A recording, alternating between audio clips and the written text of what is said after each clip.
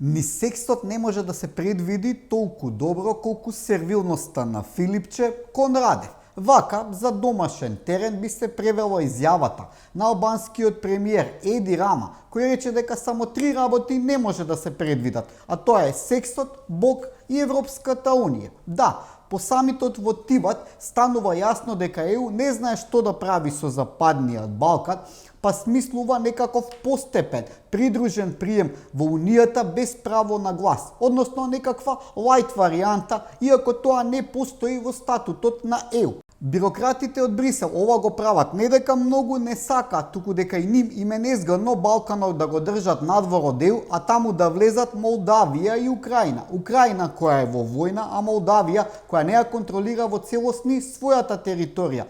Тие се во преден план.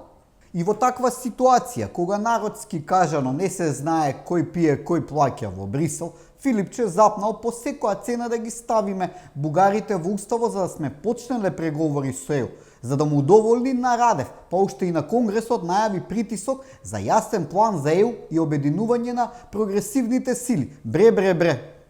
Ако ова се прогресивните сили на СДСМ, тешко нас. Погледнете ги овие ликови. Кој од кој не позна? Па уште облечени во црно, како во филмот Викенд на мртовци, на што се сведе СДСМ под водство на Филипче.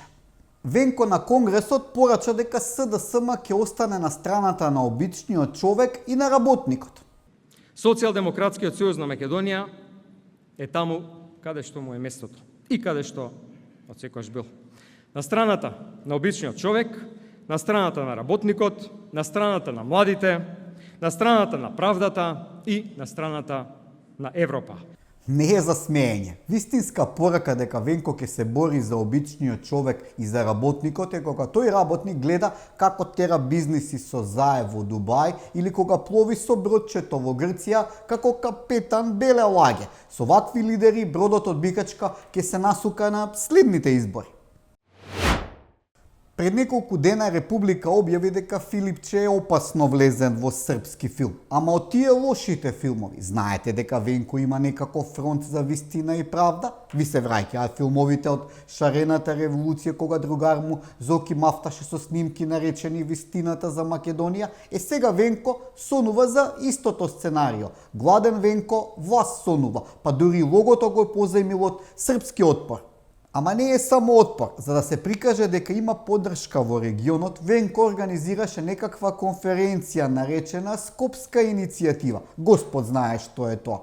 Таму за специјален гостин беше повикан Борко Стефановиќ од опозицијската партија за правда и развој на српскиот тајкун Драган Џилос. Тој Борко дури измисли дека на некој собир му е скинале кошулата, па организираше протест наречен Стоп на крвавите кошули. Венко во лошо друштво си упаднал. Ја знаете новата мода на македонските политичари да ја ставаат јакната на рацете за да не им се видат лисиците кога ги апсат, како од Fashion TV се. Првата модна линија од оваа колекција наречена Шутка Without Hand ја промовираше Артан Груби, а сега и Стефан Богоев. Манекени, уреду е, не приметивме дека имате лисици. Да, во ќорка заглави, додуша на кратко и Стефан Богоев за нерегуларности при тендер додека беше директор на Царина, за кој наводно добил скромна награда од 2000 евра. ЈОП понуди гаранција од 55.000 евра и сега наместо во Шутка си замина домар. Добро бе, богач, што е таа пара за тебе? За 55.000 евра ли ќе се резилиш? Одлежи во Шутка малку, биди мач.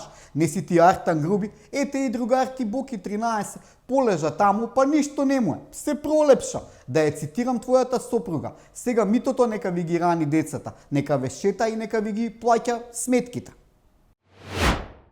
Среќен роден ден, Кингу од Чаир. Па до година јубилеен 50 на слобода. Да, Артан Груби 3 месеци откако се предаде, нема дадено исказ за криминалот со другар му препарим во државна лотарија, која беше претворена во приватна фирма на Дуј. За обвинение пак да не правиме муабет. Обвинителство лабаво, не се брзете, Артан е на сигурно, само Чаир е често досадно место. Треба ли Артан да отиде на чај во чаршија, да се повози со колата што ја зема од другар му бидејќи нема своја? А псењата во Македонија се претворија во спортски риболов. Фаќаш, се сликаш, пушташ.